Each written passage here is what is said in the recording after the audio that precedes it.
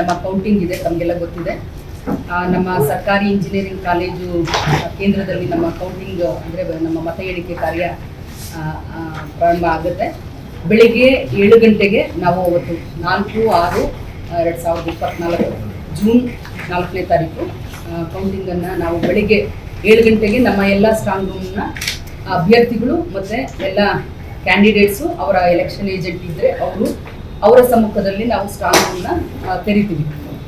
ಅಂದರೆ ಇವಾಗ ಏನು ಭದ್ರತೆ ವ್ಯವಸ್ಥೆ ಮಾಡ್ಕೊಂಡಿದ್ದೀವಿ, ಕಾರ್ಡ್ಬೋರ್ಡ್ ಆಗಿರ್ಬೋದು, ಸಿಮೆಂಟ್ ವ್ಯವಸ್ಥೆ ಆಗಿರ್ಬೋದು, ಅದನ್ನೆಲ್ಲ ಇದು ಮಾಡಿಬಿಟ್ಟು ಸ್ಟ್ರಾಂಗ್ ರೂಮ್ ಓಪನ್ ಮಾಡ್ತೀವಿ.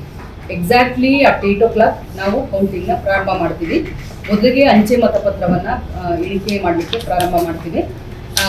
ಎಲ್ಲ ನಮ್ಮದು 8 ಕಾನ್ಸ್ಟಿಟ್ಯೂನ್ಸಿ ಏನಿದೆ, 8 ಕಾನ್ಸ್ಟಿಟ್ಯೂನ್ಸಿ ಪ್ಲಸ್ ನಮ್ಮದು ಮತ ಎಣಿಕೆ ಅಂಚೆ ಮತ ಎಣಿಕೆಗೆ 14 ಟೇಬಲ್, ಎಲ್ಲ ಒಂದು ಕಾನ್ಸ್ಟಿಟ್ಯೂನ್ಸಿಗೆ 14 ಮ್ಯಾಕ್ಸಿಮಮ್ ನಂಬರ್ ಆಫ್ ಟೇಬಲ್ಸು, ಅದನ್ನು 14 ಟೇಬಲ್ ಹಾಕಿದ್ದೀವಿ.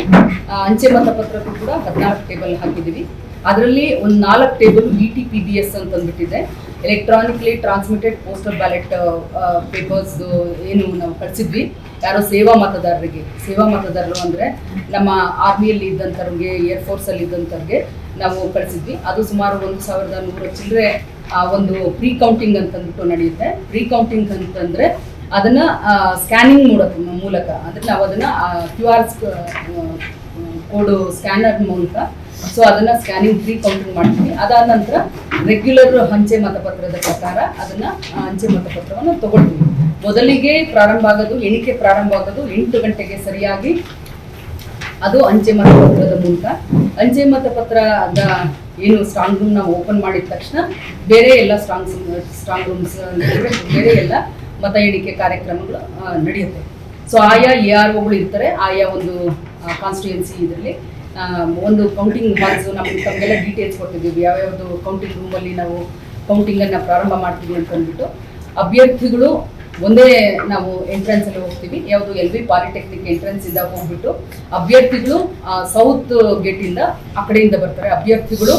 ಅಭ್ಯರ್ಥಿಗಳ ಎಲೆಕ್ಷನ್ ಏಜೆಂಟು, ಅಭ್ಯರ್ಥಿಗಳ ಕೌಂಟಿಂಗ್ ಏಜೆಂಟ್ ಅಂತಂದ್ಬಿಟ್ಟು ಏನು ಪ್ರತಿ ಟೇಬಲ್ಗೆ ಅವ್ರು ಕೊಟ್ಟಿದ್ದಾರೆ ಅವರೆಲ್ಲ ಆ ಗೇಟಲ್ಲಿ ಹೋಗ್ತಾರೆ, ಅಂದರೆ ಬಿಲ್ಡಿಂಗ್ ಒಳಗೆ. ಇನ್ನು ರೆಗ್ಯುಲರ್ ಆಗಿ ಒಂದು ಟೇಬಲ್ಗೆ ಕೌಂಟಿಂಗ್ ಸೂಪರ್ವೈಸರು, ಕೌಂಟಿಂಗ್ ಸ್ಟಾಫು, ಆಮೇಲೆ 2 D ಗ್ರೂಪ್ ಇರ್ತಾರೆ, ಒಬ್ಬರು ಮೈಕ್ರೋ ಅಬ್ಸರ್ವರ್ ಇರ್ತಾರೆ, ಅದನ್ನೆಲ್ಲ ಅಬ್ಸರ್ವ್ ಮಾಡಲಿಕ್ಕೆ ಪ್ರತಿ ಟೇಬಲ್ಗೆ. ಈ ವ್ಯವಸ್ಥೆ ಇರುತ್ತೆ.